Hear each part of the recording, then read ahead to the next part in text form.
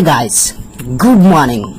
If you have visited the first time on my YouTube channel Model Study Circle, like, share and subscribe it and hit the bell icon to get the instant notification of my new videos. Thanks. Welcome back. एक बार फिर से आपको model study circle में स्वागत है। आज फिर से हम एक नए चीज को सीखने जा रहे हैं और जो हम लोग आज सीखेंगे वो हमारे डेली जीवन में कुछ ना कुछ उस प्रकार से हम काम करते आते हैं। तो आज जो हम लोग सीखने वाले हैं वो हमारे कामों से रिलेटेड है। वो क्या चीज है? आज जो हम लोग पढ़ेंगे वो है वर्ब। वर्ब को हिंदी में बोलते हैं क्रिया।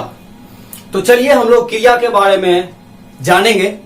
क्या चीज होता है क्रिया? देखा जाए तो हम लोग सुबह से लेकर के शाम तक अभी तक जो कुछ भी हम लोग करते हैं कुछ न कुछ काम करते आते हैं। हमें बैठा हुआ मन लगता ही नहीं है, इसलिए हर हमेशा कुछ न कुछ काम करते रहते हैं। आप करे या ना करे फिर भी वो कुछ काम ना कुछ होते रहता है। कैसे होता है ये समझिए। जैसे अभी हम पढ़ा रहे हैं तो ये काम कर रहे हैं, आप पढ़ रहे हो, है ना, पढ़ रही हो, तो इसका मतलब क्या है कि आप जो पढ़ रही हो ये एक काम कर रहे हो। मैं पढ़ा रहा हूं, ये भी एक काम कर रहा हूं। इस प्रकार से देखा जाए तो कुछ भी काम करते हैं हम लोग वो सारे क्रिया के अंतर्गत आता है, यानी वर्ब के अंतर्गत आता है। तो हम लोग वर्ब किसको कहेंगे? All doing words. हम लोग जितने सारे काम करते हैं यानी उस प्रकार का कार्य जो क्या करता है, किसी प्रकार के बातों को हम लोग करते हैं और वो किसी एक एक्शन को निर्देशित करता है। क्या करता है? एक एक्शन को, एक कार्य को निर्देशित करता है, तो उसको हम लोग बोलते हैं वर्ब। वर्ब को हम लोग यहाँ इसका डिफिनेशन से समझेंगे। क्या बोलता है? A verb is a word that denotes an action. Verb एक ऐसा शब्द है जो क्या करता है, किसी भी प्रकार के एक एक्शन को, क्रिया को निर्देशित करता है, उसी को तो कहा जाता है वर्ब। जैसे यहां पर हम लोग इसके एग्जाम्पल के रूप में समझेंगे। The children play football. बच्चे क्रिकेट फुटबॉल खेलते हैं। बच्चे यहां फुटबॉल खेलते हैं तो कुछ काम हो रहा है। क्या हो रहा है? काम। क्या काम हो रहा है? फुटबॉल खेलने का काम हो रहा है। तो यहां पर हम लोग देख सकते हैं कि फुटबॉल जो खेला जा रहा है, कौन खेल रहा है? बच्चे खेल रहे हैं। खेलने का काम हो रहा है। तो यहां पर हमारा जो प्ले है ये हमारा वर्ब कहला जाएगा। सी रीड्स द बुक। वह किताब पढ़ती है। तो इसमें कुछ काम हो रहा है। क्या क्या काम हो रहा है? पढ़ने का काम हो रहा है। क्या चीज हो रहा है? पढ़ने का काम। तो यहाँ रीड्स जो है हमारा कहला जाएगा वर्ब। क्या चीज पढ़ा जा रहा है? किताब को पढ़ा जा रहा है, तो इसलिए हम इसको क्या कहेंगे? वर्ब कहेंगे। वर्ब का देखिए कई एक प्रकार होते हैं। उसका वर्ब का जो सब वर्ब्स भी होते हैं, वर्ब का भी भेद होते हैं। तो उसका कई एक प्रकार होता है जो हम लोग क्या करेंगे, एक एक करके उसको जानेंगे। तो सबसे पहले वर्ब का दो भेद होते हैं। कौन कौन सा होता है? मेन वर्ब और हेल्पिंग वर्ब। मेन वर्ब से ही समझ पा रहा है कि मेन वर्ब क्या चीज होता है और हेल्पिंग वर्ब क्या होता है। उसके नाम से ही हम लोग समझ सकते हैं कि किसको कहते हैं मेन वर्ब और किसको कहते हैं हेल्पिंग वर्ब। मेन वर्ब उसको कहते हैं जो किसी भी सेंटेंस में वो मेन काम करता है, यानी वो अकेले सेंटेंस में आता है, उसको हम लोग बोलेंगे मेन वर्ब। और हेल्पिंग वर्ब उसको कहेंगे जो मेन वर्ब को हेल्प करता है। क्या करता है? मेन वर्ब को जो हेल्प करता है उसको हेल्पिंग वर्ब कहेंगे। ठीक है, तो सबसे पहले हम लोग जानेंगे मेन वर्ब। मेन वर्ब क्या है? मेन वर्ब को हिंदी में बोलते हैं मूल क्रिया। The verb that used alone. वह क्रिया जो सेंटेंस में अकेले आती है। क्या करती है? अकेले आती है। यूज्ड एलोन, अकेले आती है। And does the main work. और वो क्या करता है? मेन काम को करती है। सेंटेंस में वो क्या करता है? मेन काम को करता है। कहां करता है? In the sentence. सेंटेंस में मेन कार्य को करती है, इसी को हम लोग बोलते हैं वर्ब। यानी मेन वर्ब किसको कहेंगे? वह वर्ब जो अकेले आता हो और सेंटेंस में मेन काम करता हो। समझ पा रहे हो क्या? जो सेंटेंस में अकेले आता हो और मेन कार्य करता हो उसको हम लोग बोलते हैं मेन वर्ब। ठीक है, जैसे यहां से समझेंगे सी ईट्स राइस, वह चावल खाती है या भात खाती है। तो यहां हम लोग क्या कहेंगे, इसमें कुछ काम हो रहा है। क्या काम हो रहा है? खाने का काम हो रहा है। क्या हो रहा है? खाने का। क्या चीज खाया जा रहा है? राइस को खाया जा रहा है। कौन खा रही है? सी खा रही है। तो वह भात खाती है, वह भात खाती है। तो इसमें एक काम हो रहा है, भात खाना भी एक क्या है?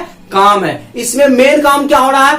खाने का काम हो रहा है। तो खाने का जो काम हो रहा है उसको हम लोग बोलेंगे मेन वर्ब बोलेंगे, एम भी मतलब मेन वर्ब बोलेंगे। अब यू वेंट टू पटना, तुम पटना गया, है ना, या आप पटना गए।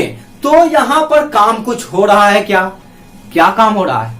पटना जाने का काम हो रहा है, इसलिए इसमें मेन काम जो है जाना। तो यहां वेंट गया, पटना गया है, तो इसलिए वेंट हमारा कहला जाएगा मेन वर्ब। ठीक है, तो हमारा ये हो गया मेन वर्ब। कि दूसरा जो वर्ब है हेल्पिंग वर्ब है।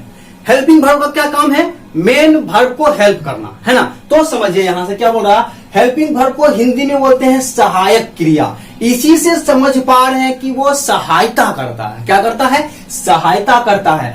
किसको सहायता करता है? ए helping verb is one which help the main verb. जो क्या करता है? मेन वर्ब को हेल्प करता है। किसको करता है? मेन वर्ब को हेल्प करता है, उसको हेल्पिंग वर्ब बोलते हैं। किस लिए?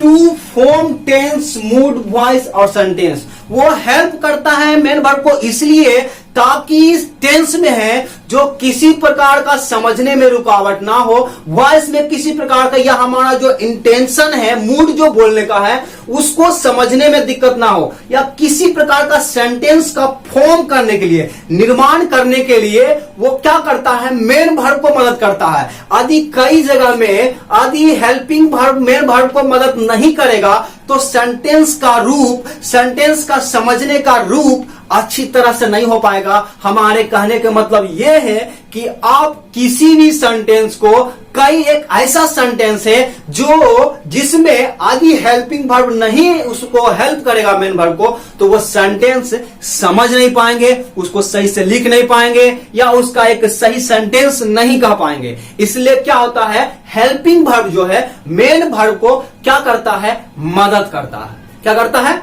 मदद करता है। जैसे यहां पर हम लोग क्या देख सकते हैं कि helping verb is one, helping verb वो है which help the main verb, जो मेन वर्ब को मदद करता है। किस लिए मदद करता है? टू फॉर्म टेंस, उसका टेंस का निर्माण करने के लिए, मूड का, जो आप किस मकसद से, किस मंशा से आप उस सेंटेंस को लिख रहे हैं, उसको पूरा करने के लिए, फॉर्म करने के लिए, आपका जो वॉइस से किस प्रकार से इंटेंशन के थ्रू कर रहे हैं, या किसी भी सेंटेंस को सही रूप देने के लिए एक हेल्पिंग वर्ब का मदद जरूरत पड़ता है, ताकि वो किसी भी प्रकार का सेंटेंस को सही रूप मिल सके। जैसे they are dancing on the stage, वो क्या कर रहा है? मंच पे नाच रहे हैं। वे लोग मंच पे क्या कर रहे हैं? नाच रहे हैं। यहां पर आप समझिए कि कौन सा हेल्पिंग वर्ब है और कौन सा मेन वर्ब है। मैंने आपको बता दिया कि जो मेन काम करता है उसको मेन वर्ब बोलते हैं, और जो मेन वर्ब को मदद करता है उसको हम क्या कहेंगे? Helping verb. एक बात और हमेशा ध्यान में रखिएगा, जो मैं अभी तुरंत इसके बाद बताऊंगा, वो क्या है कि कब कहेंगे हेल्पिंग वर्ब, कब कहेंगे मेन वर्ब, ये तो हम बताएं, लेकिन और कुछ और बताएंगे इसका रूप और इसका जो ट्रिक है जो समझिएगा। यहां पर they are dancing on the stage, वे लोग मंच पे नाच रहे हैं। तो इसमें क्या काम हो रहा है? नाचने का काम। जो मेन काम हो रहा है नाचने का काम हो रहा है, इसलिए हमारा डांसिंग जो कहला गया मेन वर्ब कहला गया, है ना। अब यहां पे देखिए मेन वर्ब इसमें है, इसका मतलब हेल्पिंग वर्ब भी होगा। क्या होगा आप देखिए समझिए, दे आर, तो यहां पर जो डांसिंग आया, कैसे आया? आर के बदौलत आया। किसके बदौलत आया? आर के बदौलत। यदि आर नहीं रहेगा तो आप दे डांसिंग ऑन द स्टेज कर सकते हैं क्या? नहीं कर सकते हैं। यदि आप करते हैं तो वो गलत हो जाएगा। हमारे कहने के मतलब है, I have told you in previous time that helping verb is one that help the main verb. It means to form a sentence, to form a tense, to form a voice या mood, helping verb is most necessary. Without helping verb, you can't form a sentence correctly. It means this is very important for form the sentence, to form the tense. So here, keep your mind here once again and try to understand completely and perfectly. यहां पर ध्यान देने वाली बात क्या है? They are dancing on the stage. वे stage पर क्या कर रहे हैं? नाच रहे हैं. तो मेन काम हो रहा है नाचने का. क्या काम हो रहा है? मेन काम हो रहा है नाचने का. इसलिए मेन वर्ब ये कहा है, डांसिंग का आ गया. लेकिन यहां पर डांसिंग हम दे सकते हैं, the dance on the stage होगा, ये हो सकता है. लेकिन जो ही ये डांसिंग आ गया, हमारे कहने का मतलब है वर्ब का चौथा रूप आ गया. इसका मतलब यह है कि आर होना, इज होना, एम होना जरूरी है. दे है तो आर लगेगा, सी रहेगा तो इज रहता, आई रहता तो एम लगता. इसका मतलब यह है कि डांसिंग बनने के लिए, डांसिंग होने के लिए वर्ब का, यानी हमारे कहने का मतलब है हेल्पिंग वर्ब का होना बहुत बहुत बहुत इंपॉर्टेंट है. इसलिए यहां पर आर जो है हमारा हेल्पिंग वर्ब है. एच भी मीन्स हेल्पिंग वर्ब. अब यहां पर समझ गए होंगे आप कि किस लिए हेल्पिंग वर्ब का जरूरत पड़ता है. Without helping verb you can't make a sentence, every sentence perfect. Some sentence में be perfect but not every. सब सेंटेंस को आप करेक्टली नहीं कर सकते हैं. इसलिए कुछ जैसे क्या है, अब यहां पर हम लोग बोल सकते हैं कि यू हैव ए डॉग. तो इसमें क्या है कि केवल मेन वर्ब ही, हेल्पिंग वर्ब का जरूरत नहीं आया, जो अभी तुरंत मैं बताऊंगा इसके बाद. तो इसमें क्या दे सकते हैं? सी हैज संग द सॉन्ग. वह, उसने क्या है? गाना गा चुकी है. वह गाना गा चुकी है. तो यहां पर गाना गाने का काम हो रहा है. मेन काम क्या हो रहा है?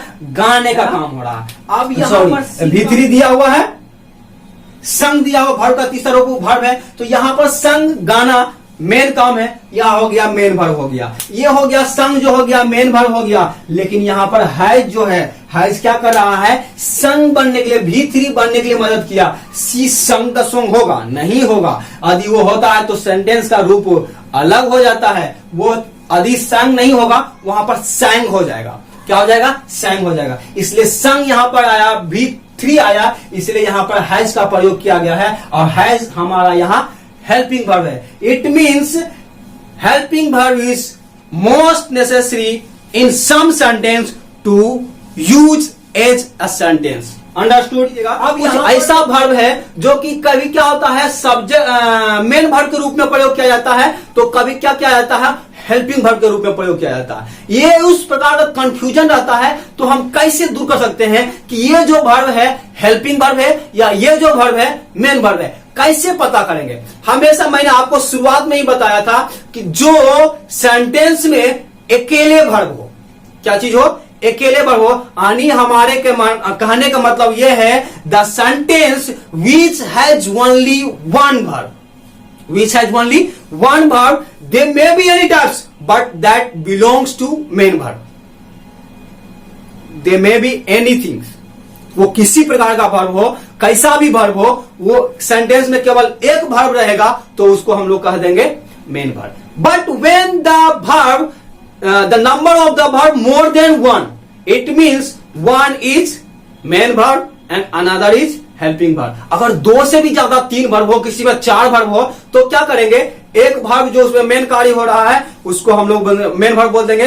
बाकी सब जितना रहता है उसको हेल्पिंग वर्ब कहेंगे. वो कैसे समझेंगे? ये देखिए, हम लोग नोट पॉइंट से कुछ समझ रहे हैं. अब यहां पर बोला if there is only one verb. अभी तुरंत जो मैंने आपको समझाया कि जो सेंटेंस में केवल एक वर्ब होता है, they belongs to main verb, तो वो क्या कहलाएगा? मेन वर्ब कहलाएगा. यहां पर देखिए, यू हैव अ डॉग. तुम्हारे पास एक कुत्ता है. तो यहां पर कुत्ता है तो यहां हैव का प्रयोग हो गया है जो कि मेन वर्ब के रूप में. लेकिन हैव, हैज, हैड जो कुछ भी हो यहां पर आता तो वो मेन वर्ब ही कहलाता, क्योंकि इसमें एक ही वर्ब है. लेकिन यहां पर बात किया जाए तो सी हैज संग द सॉन्ग. यहां पर हैज भी वर्ब है, संग भी वर्ब है. ये 2 वर्ब है, इसलिए ये अंत वाला कहला गया, हमारा मेन वर्ब कहला गया. और इधर वाला जो है ये हमारा हैज, हैव, हैड कुछ भी रहता तो वो हेल्पिंग वर्ब बन जाता। लेकिन यहाँ पर हेल्पिंग वर्ब इसलिए नहीं है क्योंकि यहाँ पर एक ही वर्ब है, वो है हैव। यदि यहाँ पर भी कुछ और वर्ब रहता है इसके साथ तो अंतिम वाला में मेन वर्ब और पहले जो आता है उसको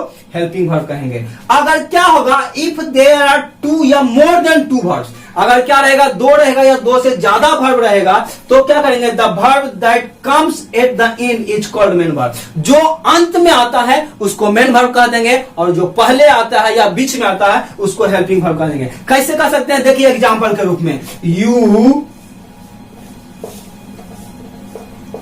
have been reading, you have been reading a newspaper. जैसे कि आप एक किताब पढ़ते आ रहे हैं, एक किताब पढ़ते आ रहे हैं, इसका मतलब कई समय से एक किताब पढ़ते आ रहे हैं। तो इसमें कितने वर्ब है मालूम है आपको, इसमें देखिए 3 वर्ब है। कितने वर्ब है, 3 वर्ब। वो कौन कौन से हैं, हैव बीन रीडिंग है। तो मैंने आपको क्या बताया, इसमें मेन काम क्या हो रहा, you have been reading a newspaper. आप एक किताब, एक न्यूज़पेपर को पढ़ते आ रहे हैं। अब पढ़ते आ रहे हैं 1 घंटा से, 2 घंटा से, 3 घंटा से, कितना देर से पढ़ते आ रहे हैं ये पता नहीं है। आदि समय दिया जा रहा है तो आप पता कर लेते हैं कि कितना देर है, लेकिन आप पढ़ते आ रहे हैं इसका मतलब आप लंबे समय से पढ़ते आ रहे हैं। जब इस स्थिति में है तो मैंने आपको क्या बताया, जब मोर देन 2 या मोर देन 1 वर्ब रहेगा और जो वर्ब अंत में आएगा उसको हम लोग कहेंगे मेन वर्ब, और जो वर्ब बीच में आएगा या पहले आएगा तो उसको हम लोग बोलेंगे हेल्पिंग वर्ब। सबसे पहले ये समझिएगा, जो मेन काम हो रहा है उसमें उसको मेन वर्ब कहेंगे। यहां पर you have been reading a newspaper, आप एक किताब को पढ़ते, एक न्यूज़पेपर को पढ़ते आ रहे हैं, इसका मतलब सबसे इंपॉर्टेंट चीज ये है कि इसमें काम क्या हो रहा है, पढ़ने का काम हो रहा है, पढ़ने का काम हो रहा है, इसका मतलब ये मेन वर्ब हो गया। एक बात और भी हम लोग कह सकते हैं कि जो अंत में आया, रीडिंग हमारा वर्ब है, ये अंत में आया इसलिए मेन वर्ब कहला गया। बाकी जो हमारा इधर है इसको हम लोग बोलेंगे HB, helping verb. Any problem, any doubt, if any doubt you may ask me in comment, I will try to reply your questions and give you answer. Understood? So any problem without any hesitation you may ask. Okay, जरा ध्यान यहां भी दीजिएगा कि जो हमने verb पढ़ा था, main verb, helping verb, main verb के भी काइंड्स होते हैं। मेन वर्ब्स के भी काइंड्स होते हैं। ये कौन, कितने प्रकार के मालूम है आपको? 2 प्रकार के। एक को बोलते हैं ट्रांजिटिव वर्ब, दूसरे को बोलते हैं इंट्रांजिटिव वर्ब। ट्रांजिटिव वर्ब को हिंदी में बोलते हैं सकर्मक क्रिया और इंट्रांजिटिव को बोलते हैं आक्रामक क्रिया। सकर्मक क्रिया क्या है, आक्रामक क्रिया क्या है? आई मीन टू से what is transitive verb and what is intransitive verb, both of them at now I am going to describe before you, so listen me carefully and difference between transitive and intransitive. Listen and watch carefully what I am going to tell you, what I am going to describe about the transitive and intransitive and also the difference between both of them. यहां पर ध्यान दीजिएगा, transitive किसको बोलते हैं, intransitive. Transitive उसको कहेंगे सकर्मक, हिंदी में बोलते हैं इसको सकर्मक। वो वर्ब जिसके साथ साथ क्या होता है, एक ऑब्जेक्ट आता है। क्या करता है, जिसको एक ऑब्जेक्ट की जरूरत पड़ती है। आई mean to say the verb that comes with an object, वो वर्ब जो एक ऑब्जेक्ट के साथ आता हो। यहां पर वही को मैंने लिखा, the verb that comes with an object, या तो हम लोग बोल सकते नीड एन ऑब्जेक्ट। वो वर्ब जो किसी एक अन्य ऑब्जेक्ट के साथ आता है। हमारे कहने का मतलब है नीड एन ऑब्जेक्ट, एक ऑब्जेक्ट का जरूरत पड़ता है, उसी को तो कहते हैं transitive verb, is called transitive verb. यहां पर ध्यान दीजिएगा, सी रीड्स द बुक, वह किताब पढ़ती है। वह क्या करती है, किताब पढ़ती। बारीकी से समझिएगा, ध्यान दीजिएगा एक एक पॉइंट पर, तब समझ पाएगा इसमें क्या, कौन सा वर्ड क्या है। इसको यदि आप समझ जाते हैं तो आप समझ जाएंगे कि क्या चीज है। अब यहां पर देखिए सी, एक प्रोनाउन है जो कि सब्जेक्ट है। सी क्या चीज है? सब्जेक्ट है। रीड्स मतलब पढ़ती है, पढ़ना क्या है? एक काम है, इसका मतलब ये क्या है? वर्ब है। और द बुक जो है ये हमारा क्या चीज है? ऑब्जेक्ट है। यानी हमारा देख रहे हैं सब्जेक्ट, वर्ब और ऑब्जेक्ट है। हमारे कहने का मतलब the book is here object and this sentence I mean to say the verb read come with an object. What is object? The book. The book is here an object and the verb read comes with an object. The book, it means the verb read is belongs to transitive verb. यहां पर read जो verb है वो the book object के साथ आया है, इसलिए ये हमारा रीड जो वर्ब है ये हमारा कहला जाएगा ट्रांजिटिव वर्ब। एक बात और भी ध्यान दीजिएगा, यदि मेन वर्ब हेल्पिंग वर्ब के बारे में बात किया जाएगा इसी में तो आप कहेंगे इसको मेन वर्ब कहेंगे, लेकिन यदि ट्रांजिटिव इंट्रांजिटिव की बात किया जाए तो यहाँ पर ये ट्रांजिटिव वर्ब कहला जाएगा। इसलिए अब यहाँ पर मेन वर्ब के काइंड सही है, इसलिए मेन वर्ब का काइंड से में ट्रांजिटिव बतलाना है या इंट्रांजिटिव बतलाना है। तो यहाँ पर सी रीड्स द बुक, यहाँ पर रीड तो मेन वर्ब है, वहां मेन वर्ब के बारे में बात करेंगे तो, लेकिन ट्रांजिटिव है या इंट्रांजिटिव है तो यहाँ पर ये ट्रांजिटिव है, क्योंकि इसके साथ एक ऑब्जेक्ट है। वी ईट राइस, ब्रेड या राइस जो कुछ भी हो, यहाँ पर वी हमारा सब्जेक्ट, ईट हमारा वर्ब और ब्रेड हमारा ऑब्जेक्ट, इसलिए हमारा ऑब्जेक्ट के साथ आया है तो ईट भी कहला गया ट्रांजिटिव वर्ब। वैसे ही दूसरा समझेंगे इंट्रांजिटिव वर्ब, इसको हिंदी में बोलते हैं अकर्मक क्रिया। अकर्मक क्रिया किसको कहते हैं? The verb that comes without an object, वह वर्ब जो बिना ऑब्जेक्ट के आता है। हमारे कहने का मतलब यह है does not need an object, जिसको एक ऑब्जेक्ट की जरूरत नहीं पड़ता है उसको हम लोग बोलते हैं आकर्मक क्रिया। कैसे कहेंगे? सी रीड्स, वह पढ़ती है, ये भी सेंटेंस है कि नहीं? वह पढ़ती है तो इसमें काम हो रहा है, पढ़ने का काम। वी ईट, हम लोग खाते हैं तो इसमें काम हो रहा है। क्या काम हो रहा है? खाने का काम। यदि इसमें बात किया जाएगा आपको कि सी रीड्स में वर्ब क्या है तो वर्ब रीड्स है। यदि आपको बात किया जाएगा कि ये मेन वर्ब है या हेल्पिंग वर्ब है तो आप क्या कहेंगे? मेन वर्ब है। लेकिन मेन वर्ब के काइंड्स, हमारे कहने का मतलब ये ट्रांजिटिव है या इंट्रांजिटिव है, उस स्थिति में आप क्या कहेंगे? इसमें देखेंगे तो क्या देख रहे हैं? सी रीड्स द बुक, इसमें ऑब्जेक्ट नहीं है। क्या चीज है? ऑब्जेक्ट नहीं है। ऑब्जेक्ट नहीं है तो ये इंट्रांजिटिव वर्ब कहलाएंगे। अब यहां पर ध्यान दीजिएगा, ऑब्जेक्ट हमको पता कैसे करेंगे कि इसमें ऑब्जेक्ट है या नहीं है? यहां पर भी रीड्स ही है तो रीड्स को हम लोग बोल रहे हैं इंट्रांजिटिव। यहां पर भी रीड्स ही है लेकिन रीड्स को हम लोग बोल रहे हैं ट्रांजिटिव। यहां पर ईट है तो ईट को बोल रहे हैं। चक्कर क्या है? घन चक्कर क्या है? इसको कैसे समझेंगे? ध्यान से समझने की प्रयास कीजिए। If you will not observe me carefully then you can't understand it properly, so your mind should be focus on me. If you will listen me carefully and your mind should be at me, then you will understand it properly. So focus your mind at me, keep your mind at me and try to understand it properly. Understood? Listen me carefully. यहां पर क्या हम देख रहे हैं कि reads जो है, रीड्स के बाद एक ऑब्जेक्ट आया है इसलिए ये कहला गया ट्रांजिटिव। ईट के बाद एक ऑब्जेक्ट आया है ब्रेड, इसलिए ये कहा गया ट्रांजिटिव। लेकिन यहां रीड्स के बाद कोई ऑब्जेक्ट नहीं है इसलिए ये इंट्रांजिटिव कहला गया। ईट के बाद कोई नहीं है ऑब्जेक्ट, इसलिए ये कहला गया इंट्रांजिटिव। आप पता करेंगे कि कैसे ये ऑब्जेक्ट है या कैसे ऑब्जेक्ट नहीं है। ध्यान दीजिएगा, सबसे पहले क्या करके क्वेश्चन कीजिएगा। ऑब्जेक्ट को पकड़ने के लिए क्या करके क्वेश्चन कीजिए, उसका आंसर मिल गया, इसका मतलब समझिए कि आपके उस सेंटेंस में ऑब्जेक्ट है। यदि क्या करके क्वेश्चन किए हैं लेकिन उसका आंसर नहीं मिला है, इसका मतलब यह है कि उस सेंटेंस में ऑब्जेक्ट नहीं है। अब जैसे यहां पर समझिए, we read the book, she reads the book, वह किताब पढ़ती है। क्या पढ़ती है? किताब पढ़ती है। आंसर मिल रहा है। क्या पढ़ती है? क्या करके क्वेश्चन कीजिए, आंसर मिल गया, जिसका मतलब ऑब्जेक्ट उसमें है और ऑब्जेक्ट है तो ये ट्रांजिटिव कहला गया। सी रीड्स द बुक, वह किताब पढ़ती है। क्या पढ़ती है? किताब। आ गया आंसर, इसलिए ट्रांजिटिव। और ऑब्जेक्ट भी इसमें है। वी ईट ब्रेड, हम लोग रोटी खाते हैं। क्या खाते हैं? रोटी खाते हैं, तो रोटी हमारा ऑब्जेक्ट है इसलिए ट्रांजिटिव कहला गया। अब यहां सी रीड्स, वह पढ़ती है। क्या पढ़ती है? कुछ पता चल रहा है? किताब पढ़ती है, न्यूज़पेपर पढ़ती है, नोवेल पढ़ती है, कुछ पता चल रहा है? कुछ भी पता नहीं चल रहा कि क्या पढ़ रही है। क्या कर क्वेश्चन किया तो आंसर नहीं मिल रहा है, इसलिए इसको हम समझेंगे कि ये इंट्रांजिटिव है। वी ईट, हम लोग खाते हैं।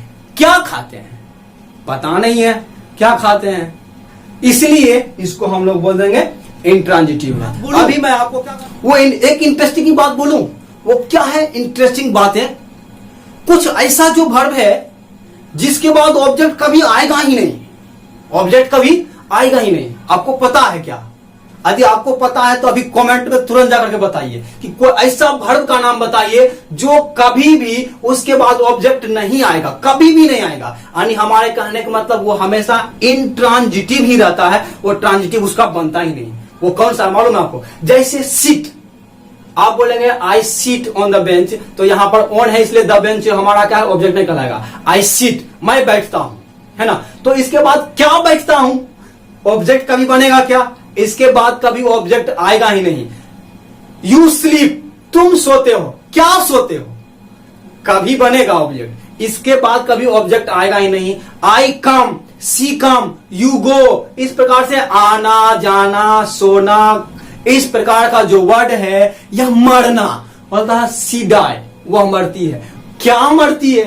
कभी इसके बाद ऑब्जेक्ट आएगा क्या? कभी नहीं आएगा, इसके बाद कभी ऑब्जेक्ट आएगा ही नहीं, इसलिए इसको हम लोग बोलेंगे कि ये जो वर्ब है हमेशा इंट्रांजिटिव में ही रहेगा। जैसे कि बोल सकते हैं क्या? कम, आना, तुम आओ। अब क्या आएगा? तुम आएगा, कौन आएगा तब इसका आंसर मिल रहा है, क्या आएगा का आंसर मिल रहा नहीं मिल रहा, इसलिए यू कम, गो, सीट और स्लीप, स्लीप और डाई, ये ऐसा वर्ड है जिसके बाद ऑब्जेक्ट कभी आएगा ही नहीं, और आएगा नहीं तो इसका मतलब इंट्रांजिटिव कहलाएगा। और उसके बाद आपको मालूम है कुछ वर्ब ऐसा भी होता है जो दोनों रूप में प्रयोग किया जाता है, ट्रांजिटिव भी इंट्रांजिटिव भी।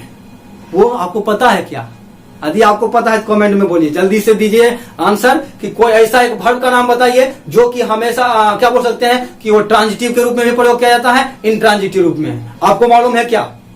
यदि मालूम है तो कमेंट में जल्दी से दीजिए, और नहीं है तो हाँ आप समझिए, ठीक है। आप जैसे they are some verbs that used as both verb, both verb मतलब दोनों वर्ब के रूप में क्या आता है? ट्रांजिटिव भी, TRANSITIV भी ट्रांजिटिव वर्ब, और इंट्रांजिटिव भी, इंट्रांजिटिव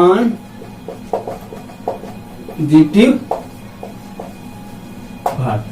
जैसे हम बात करेंगे ईट है तो यू ईट है, तुम खाते हो, transitive. You eat the bread, you eat the bread, यहां पर ईट वर्ब है और उसके बाद ऑब्जेक्ट आया, इसलिए हमारा कहला गया ट्रांजिटिव। इसको हम लोग बोल सकते हैं यू ईट, हुआ कि नहीं? ये हमारा कहला गया। अब जैसे सी प्लेज,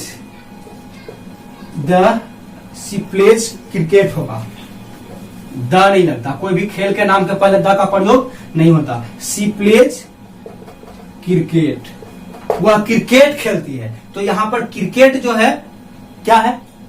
हाँ, इसलिए ये क्या है? ऑब्जेक्ट के रूप में प्रयोग किया गया, इसलिए यह हमारा हो गया ट्रांजिटिव, ठीक है। अब यहां पर देखिए सी प्ले, तो यहां प्लेज जो होगा ये हमारा प्लेज के बाद कुछ वर्ब ऑब्जेक्ट नहीं है, इसलिए इंट्रांजिटिव हो गया। तो ये आपको समझ में आ गया होगा। मैंने आपको जितने सारे बात बताया उस पर ध्यान दीजिएगा कि वर्ब क्या होता है। किसी भी प्रकार के काम को करते हैं उसको वर्ब कहते हैं। वर्ब जो होते हैं दो प्रकार के होते हैं, मेन वर्ब और हेल्पिंग वर्ब है। जो मेन वर्ब क्या करता है? मेन वर्ब क्या करता है? सेंटेंस में मेन काम करता है और हेल्पिंग वर्ब क्या करता है, सेंटेंस में आए हुए मेन वर्ब को मदद करता है। ठीक है, और मेन वर्ब के दो भेद होते हैं, ट्रांजिटिव वर्ब और इंट्रांजिटिव। ट्रांजिटिव वर्ब उसको बोलते हैं जो एक ऑब्जेक्ट के साथ आता है, और इंट्रांजिटिव वर्ब उसको बोलते हैं जो ऑब्जेक्ट के साथ नहीं आता है। ठीक है, तो आप सबसे पहले क्या कीजिए, मैं कुछ आपको दे देता हूं, ये आपको क्या कीजिए, आप 5 को देता हूं, 2 को सबसे पहले ट्रांजिटिव इंट्रांजिटिव कीजिएगा कुछ को, और कुछ को कीजिएगा हेल्पिंग वर्ब और मेन वर्ब। ठीक है, 2 को दोनों तरफ से देता हूं, इसलिए आप क्या कीजिएगा, हेल्पिंग वर्ब और मेन वर्ब बनाइएगा। आप जैसे एक नंबर में देता हूं, आप बताएंगे से मेन वर्ब और हेल्पिंग वर्ब, हेल्पिंग वर्ब। ठीक है, 1 नंबर में she play the game, 2 number में यू राइट एन एसे। ठीक है, they are going to market. इसमें आप बताइए कि ये हेल्पिंग वर्ब है या मेन वर्ब है। और दूसरा चीज हो गया आपका ट्रांजिटिव से ट्रांजिटिव, TRANSITIV, ट्रांजिटिव और इन ट्रांजिटिव वर्ब। 1 नंबर में आई went to Patna,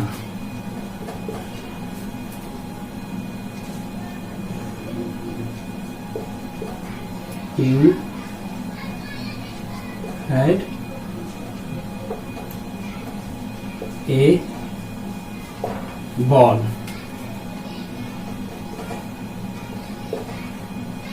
we